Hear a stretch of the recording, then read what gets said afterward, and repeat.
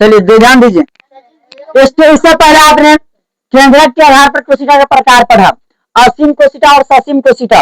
और अभी जो आप पढ़िए क्या आधार पर पढ़िएगा, प्रत्येक जीव में कोशिका मुख्य रूप से दो प्रकार, यानी प्रत्येक जीव के बारे में पढ़िएगा। अगर हम प्रत्येक जीव की बात करें तो प्रत्येक जीव में कोशिका कितने प्रकार की होती है?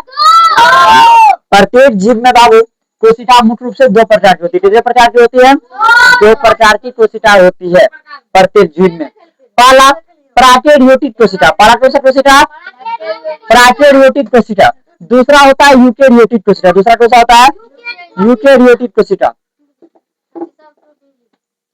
चलिए पहला आपका ध्यान दीजिए, बातें नहीं होना चाहिए ऑफलाइन में, ये बातें तो आप लोग स्टार्ट कर देते हैं। प्रत्येक जीव में कोशिका मुख्य रूप से दो प्रकार की होती है। पहला होता है प्राकेरियोटिक कोशिका, दूसरा होता है यूकेरियोटिक कोशिका।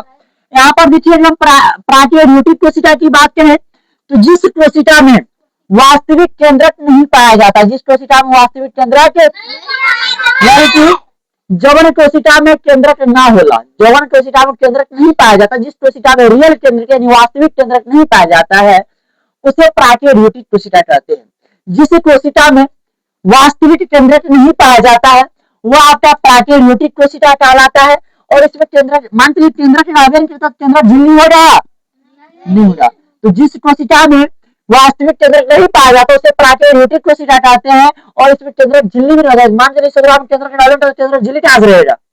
तो प्राकेरियोटिक कोशिका में ना ही केंद्रक रहता है ना ही केंद्रक झिल्ली रहता है, याद रखिएगा। तो पूछेगा बताओ प्राकेरियोटिक कोशिका में केंद्रक झिल्ली होता है तो पगला हुआ सठिया गया है कि केंद्रक आवेदन करता केंद्रक झिल्ली कहां से रहेगा?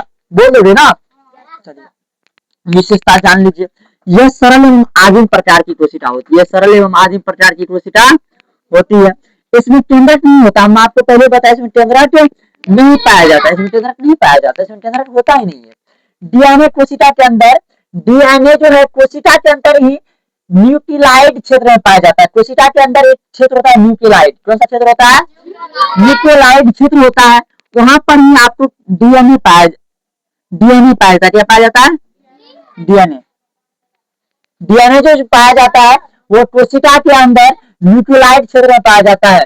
डीएनए वंशानुगत करने वाला साथी है, जो जैसा डीएनए हमारे माता पिता का वैसा डीएनए हमें भी वैसा, यानी कि ये वंश के हिसाब से चलते रहता है। डीएनए वंश सुधर सकता है, तब डीएनए जांच कर पता चलता है टिस्टा बचवा है, टिस्टा बेटा है, टिस्टा आती है, इसलिए डीएनए से पता चलता है। इनका आकार यानी कि प्राकेरियोटिक कोशिका का आकार सामान्यतः छोटा होता है। क्या होता है? छोटा होता है। इसमें प्रजनन द्विखंडन विधि द्वारा होता है। प्रजनन किसके द्वारा होता है? द्विखंडन विधि द्वारा होता है। यानी कि प्राकेरियोटिक कोशिका में प्रजनन, हम बताए थे प्रजनन अपने जीव अपना जो है प्रजनन किसे कहते बताओ मुन्ना?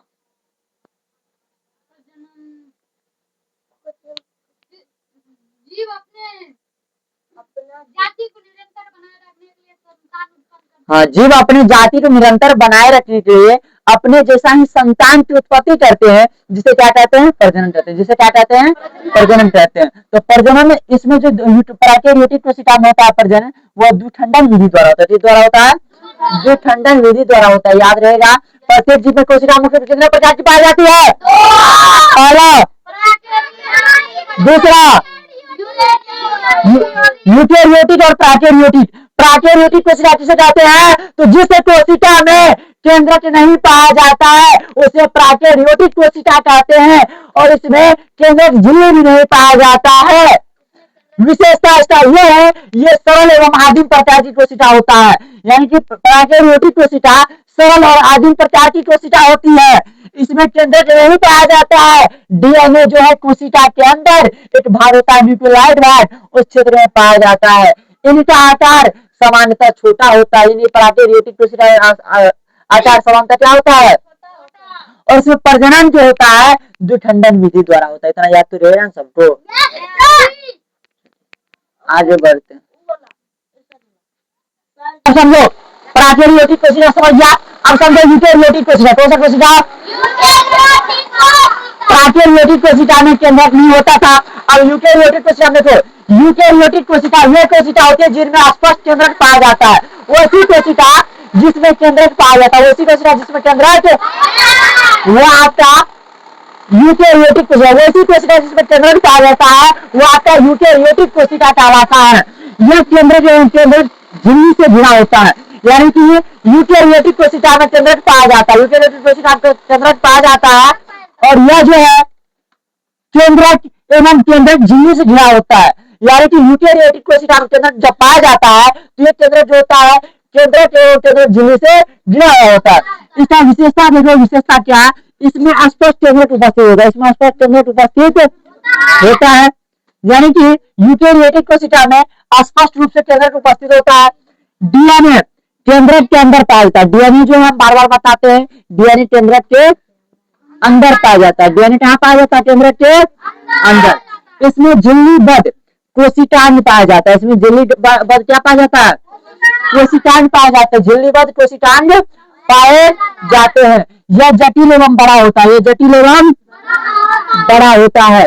इसमें विभाजन समसूत्री विभाजन एवं अर्धसूत्री विभाजन द्वारा, तो इसका विभाजन जो होता है समसूत्री विभाजन, इससे पहले जो पढ़े थे प्राकेरियोटिक कोशिका में, प्राकेरियोटिक कोशिका में उसमें विभाजन जो होता था द्विखंडन विधि द्वारा होता है, किस विधि द्वारा होता था, द्विखंडन विधि द्वारा होता है। इसमें जो होता है इसका विभाजन समसूत्री विभाजन और अर्धसूत्री विभाजन द्वारा होता है, इसका विभाजन किससे द्वारा होता है, समसूत्री विभाजन और अर्धसूत्री विभाजन द्वारा इसका विभाजन होता है, यूकेरियोटिक कोशिका का विभाजन होता है। यहाँ पे आपने पढ़ा कि इनमें झिल्लीबद्ध कोशिकांग पाया जाता है, इनमें झिल्लीबद्ध क्या पाया जाता है। और ये कोशिकांग क्या होता है, तो कोशिकांग देखो ये सब केंद्रक जो कोशिकांग है, माइटोकॉन्ड्रिया जो कोशिकांग है, गोल्गी तंत्र ये ये भी कोशिकांग है, राइबोसोम ये जो है कोशिकांग है। सबसे पहले केंद्रक देखो, कोशिका की सभी क्रियाओं का नियंत्रण, कोशिका का जो भी काम करेगा उसका नियंत्रण जो है केंद्रक करता है, कोशिका जो भी काम करता है उसका केंद्रक का नियंत्रण उसका कौन करता है, केंद्रक करता है। हम कोई भी काम करते हैं हमारा नियंत्रण कौन करता है, हमारा मस्तिष्क करता है। उसी तरह अगर कोशिका जो भी काम करेगा उसका नियंत्रण आपको केंद्रक करता है। आगे है गोल्गी तंत्र, कौन सा तंत्र, गोल्गी तंत्र पदार्थों का संशोधन एवं परिवहन करता है, पदार्थों का क्या करता है, संशोधन यानी कि एडिट करता है, यानी कोई चीज एडिट करेगा और उसका परिवहन करेगा। राइबोसोम देखो, राइबोसोम प्रोटीन निर्माण करता है, राइबोसोम क्या करता है, प्रोटीन का निर्माण करता है, ये प्रोटीन बनाता है। आगे देखो इसका प्रकार, यूकेरियोटिक कोशिका का प्रकार, पहला आपका हो गया पादप कोशिका, कौन सा कोशिका, पादप यानी पेड़ पौधा वाला कोशिका जिसको प्लांट सेल कहते हैं, जिसको क्या कहते हैं, मुन्ना क्या बता रहे हैं, आप बताओ जो यूकेरियोटिक कोशिका कितने प्रकार के होते हैं, मुन्ना बता कितने प्रकार के होते हैं,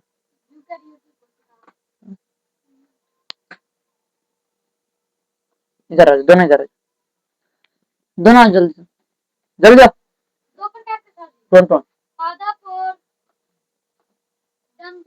दीवान लगा दिया, तुम्हारा ध्यान बाबू यहाँ नहीं था, इधर सुमन और तो अरे उसका होता है यहाँ पर है, तुम्हारा ध्यान इधर नहीं, जहाँ पे नहीं, इधर आ गया ना।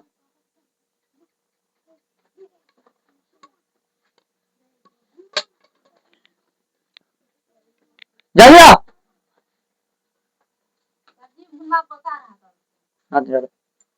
इधर से इधर इधर अंदर आओ, क्लास में अंदर अंदर आ जाओ और अंदर आ जाओ, और अंदर आ जाओ, क्लास में आगे से ऐसे क्लास से बाहर ध्यान रखो, और बोल रही याद ही हो जाता है, उसे थोड़ी होता है याद ही हो जाता है। तो हम बता रहे थे यूकेरियोटिक कोशिका दो प्रकार के होते हैं, कितने प्रकार के, पहला पादप कोशिका प्लांट सेल, दूसरा जंतु कोशिका एनिमल सेल। यहाँ देखो ये जो होता है प्लांट सेल यानी कि पादप कोशिका, कोशिका भित्ति उपस्थित है, इसमें क्या उपस्थित होता है, कोशिका भित्ति उपस्थित होता है। हरित लवक पाया जाता है, यानी कि यूकेरियोटिक कोशिका में क्या पाया जाता है, हरित लवक पाया जाता है। भोजन का निर्माण और प्रकाश संश्लेषण विधि द्वारा होता है, इसमें यानी कि पादप कोशिका में भोजन का निर्माण जो होगा वो प्रकाश संश्लेषण की विधि द्वारा हो रहा है, किसके द्वारा होता है, प्रकाश संश्लेषण की विधि द्वारा यहाँ पर भोजन का निर्माण होता है पादप कोशिका में। आगे आता है जंतु कोशिका, कौन सा कोशिका है, देखिए कोशिका भित्ति, इसमें जो कोशिका भित्ति अनुपस्थित रहता है, यानी कि जंतु कोशिका में कोशिका भित्ति नहीं रहता है और पादप कोशिका में कोशिका भित्ति रहता है। तो जंतु कोशिका में कोशिका भित्ति अनुपस्थित होता है, हरित लवक नहीं पाया जाता है, इसमें जो हरित लवक नहीं पाया जाता क्योंकि अपना भोजन प्रकाश संश्लेषण की विधि द्वारा नहीं बनाता है, ये अपना भोजन स्वयं निर्माण करता है, स्वयं निर्माण नहीं करता, ये दूसरे पे डिपेंडेंट है। जो अपना भोजन स्वयं निर्माण करता है वो पेड़ पौधा है। ग्लूकोज भोजन के रूप में निर्माण करता है। ग्लूकोज का सूत्र क्या होता है? C6H12O6। देखिए, मनुष्य एवं जंतु की कोशिका होता है, जंतु कोशिका में पाया जाता है। इतना समझ में आ गया ना? ठीक है, आज फुल्ली रिवीजन